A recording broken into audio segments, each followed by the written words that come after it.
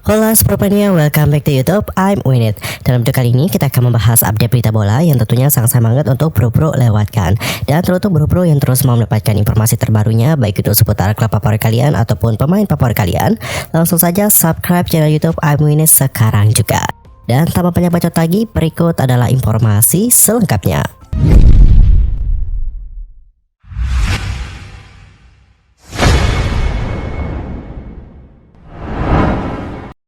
Di informasi pertama, kita akan membahas tentang Arsenal yang bakal menjadi mangsa pertama Rasmus Højlund di Premier League. Ada kabar baik nih datang dari Manchester United. Rasmus Højlund dilaporkan tidak perlu absen terlalu lama di skuad mereka. Setelah melalui proses yang panjang, Manchester United akhirnya mendapatkan striker baru di musim panas ini.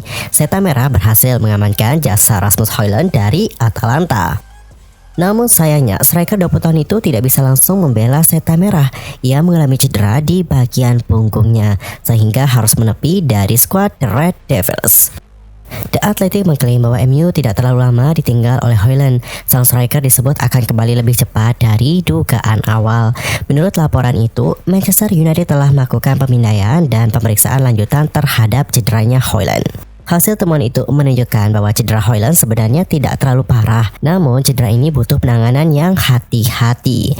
Tapi jika ditangani dengan benar, cedera Højlund bisa lekas sembuh dan prosesnya tidak akan memakan waktu yang terlalu lama. Menurut laporan tersebut, tim medis MU dilaporkan sudah berkoordinasi dengan fisioterapis dan tim pelatih MU terkait Højlund. Mereka pun merancang pola latihan khusus bagi sang striker. Hal itu dilakukan agar sang striker bisa mengembalikan kondisi tubuhnya tanpa membuat cederanya kian parah. Jika rencana ini berjalan dengan mulus, maka masa pemulihan Højlund dilaporkan hanya butuh kurang dari 1 bulan hingga ia bisa mendapatkan debutnya. Menurut laporan itu, Manchester United dan Højlund sudah menetapkan target kapan Højlund bisa bermain di tim utama MU. Sang striker berharap ia sudah fit saat Manchester United berhadapan dengan Arsenal pada tanggal 3 September mendatang. Højlund sendiri lulus dari Akademi Muda Copenhagen yang melakukan debut tim utama untuk klub tersebut pada usianya yang menginjak 17 tahun, tepatnya pada bulan Oktober 2020. Setelah mencetak 5 gol dalam 30 penampilan untuk Copenhagen, dia pun bergabung dengan klub Austria Sturm Graz pada Januari 2022. Belakangan tahun itu, dia tanda tangan kontrak nih oleh Atalanta dengan harga 17 juta euro.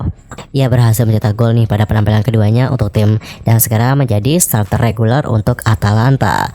Sementara itu, ia memulai pertandingan pertamanya untuk tim senior Denmark pada Maret 2023 dan membalasnya dengan 5 gol hanya dalam 2 pertandingan melawan Finlandia dan juga Kazakhstan. Berbicara mengenai gaya permainan seorang Rasmus Højlund, Højlund ini menggunakan kerangkanya yang menjulang tinggi.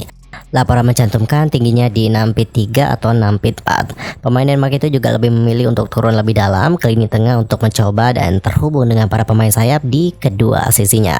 Langkah umum dari Højlund adalah menahan bola dan juga membiarkan orang-orang di sekitarnya untuk maju, menyeret pemain bertahan keluar dari posisinya dan mencoba menyebabkan kekacauan di sepertiga akhir. Saat beroperasi lebih jauh ke depan, Højlund akan mencari ruang tanpa henti, menggunakan kecerdasannya untuk memilih tempat yang tepat untuk melepaskan tembakannya. Di sisi lainnya, The Red Devils dikabarkan mulai bergerak nih untuk mencari bek tengah baru. Setan Merah dilaporkan akan memprioritaskan transfer Benjamin Pavard dari Bayern Munchen. Manchester United hampir dipastikan akan berpisah dengan Harry Maguire. Bek timnas Inggris itu dikabarkan sudah sepakat untuk dilepaskan ke West Ham United. MU sendiri tidak memiliki banyak bek tengah di musim panas ini. Alhasil, Erik ten Hag pun harus belanja bek tengah baru secepat mungkin. Dilansir dari Sky Sports Jerman, MU sudah menemukan pengganti Maguire. Mereka dilaporkan tertarik untuk merekrut Benjamin Pavard dari Bayern Munchen. Menurut laporan itu, Erik ten Hag sudah lama menambahkan jasa Pavard di timnya. Ini disebabkan Pavard sudah teruji di level tertinggi. Bahkan ia juga menjadi bagian penting nih dari skuad timnas Prancis yang menjadi juara Piala Dunia tahun 2018 yang lalu. Erik ten Hag juga naksir berat pada Pavard karena ia bisa bermain sebagai bek kanan juga nih. Jadi ia pun dinilai bisa menjadi opsi yang bagus untuk lini pertahanan mereka. Laporan yang sama juga mengklaim bahwa Bayern Munchen membuka kesepakatan bagi MU untuk mendapatkan jasa dari Benjamin Pavard. Ini disebabkan Bayern sudah memiliki bek tengah andalan baru. Mereka sudah mendatangkan Kim Min-jae dari Napoli di musim panas ini. Alhasil, Pavard bisa mereka lepas di musim panas ini. Dengan syarat MU harus membayar mahar transfer yang mereka tetapkan. Menurut informasi yang beredar, Bayern Munchen membandrol jasa Benjamin Pavard di angka yang cukup tinggi nih. Mereka menginginkan sekitar 35 juta euro agar sang bek boleh pergi di musim panas ini. Dan lanjut kita akan masuk ke informasi kedua, datanya dari kabar transfer Lucas Paqueta ke Manchester City. Klub Premier League Manchester City sedang mengarahkan radar mereka ke West Ham. The Citizen berniat untuk membajak Lucas Paqueta dari klub asal London tersebut. Tawaran pertama Manchester City untuk mendatangkan Lucas Paqueta ditolak nih oleh West Ham. The Hammers menilai pemainnya itu tidak bisa dibeli hanya dengan 70 juta pound sterling saja. Sebelumnya, Manchester City kehilangan jumlah pemain penting mereka di musim panas ini. Salah satunya adalah Ilkay Gundogan yang memutuskan pindah ke Barcelona. Kepergian gelandang timnas Jerman itu meninggalkan lubang nih di lini tengah Manchester City. Itulah mengapa Manchester City sedang mencari playmaker baru di musim panas ini. Dilansir dari Fabrizio Romano, City telah menemukan sosok tersebut. Mereka ingin memboyong Lucas Paqueta dari West Ham. Menurut laporan yang sama, Manchester City khususnya Pep Guardiola sangat tertarik untuk merekrut Paqueta. Semenjak sang pemain direkrut dari Lyon, ia menjadi pemain andalan di skuad The Irons. Ia produktif dalam menciptakan assist dan juga mencetak gol. Pep Guardiola sangat menyukai aksi pemain timnas Brazil itu, sehingga ia tertarik merekrutnya ke Etihad Stadium. Menurut laporan tersebut, Manchester City mulai mendekati West Ham untuk mendapatkan jasanya Paqueta. Mereka dikabarkan sudah mengajukan tawaran verbal untuk sang playmaker. Mereka siap membayar sekitar 70 juta pound sterling untuk jasa sang pemain. Namun ternyata mendapatkan Paqueta tidak mudah. Tawaran 70 juta pound sterling dari Manchester City dianggap belum cukup banyak. Jurnalis Santi Arauna menjelaskan bahwa tawaran itu belum dikirim secara formal, namun baru sebatas negosiasi secara verbal. Jawaban dari West Ham adalah tawaran sebesar itu akan ditolak, karena West Ham merasa Paqueta itu layak dihargai lebih mahal dari itu. Sang jurnalis mengungkapkan bahwa West Ham ingin Manchester City menambah sedikit lagi penawaran yang sedang disiapkan. Jumlahnya tidak terlalu banyak. West Ham hanya meminta proposal penawarannya naik menjadi 78 juta pound sterling. Kendati demikian, Manchester City belum bisa langsung mengiyakan. Pasalnya 70 juta pound sterling saja sudah 2 kali lipat dari harga pasarannya saat ini. Untuk sekarang, negosiasi antara Manchester City dan West Ham masih terus berlangsung. Kedua klub mencari kesepakatan soal biaya transfer. Dan hingga saat ini belum ada nama lain yang bakal menjadi alternatif seandainya transfer dari Paqueta gagal. Dan untuk informasi terakhir, datanya dari Zion Suzuki yang sudah speak up mengenai alasannya menolak Manchester United. Kiper timnas Jepang U21 yakni Zion Suzuki buka suara terkait keputusannya menolak tawaran Manchester United di musim panas ini. Ia menilai keputusan itu merupakan keputusan terbaik untuk karirnya saat ini.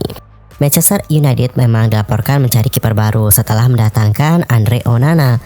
Erik ten Hag butuh kiper pelapis nih untuk timnya. MU sempat dikaitkan dengan Zion Suzuki. Erik ten Hag dilaporkan kepincu dengan kiper Urawa Red Diamonds tersebut.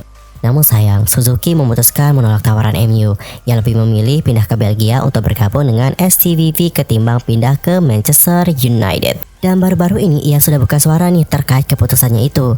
Ia menilai belum saatnya bagi dirinya untuk pindah ke Inggris.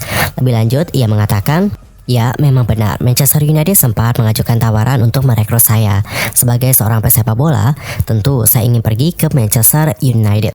Namun saya tidak buru-buru mengambil keputusan, dan saya sempat merenung beberapa saat untuk mengambil keputusan itu. Namun saya tidak mengambil ajakan itu, karena Manchester United telah mendatangkan Onana, dan itu akan membuat saya tidak mendapatkan banyak kesempatan bermain."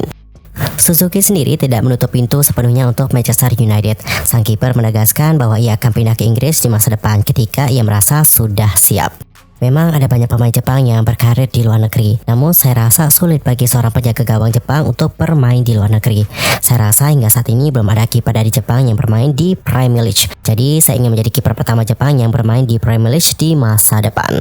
Ungkap dari Zion Suzuki lebih lanjut. MU sendiri pada akhirnya memutuskan untuk tidak membeli kiper baru pasca gagal mendapatkan Zion Suzuki.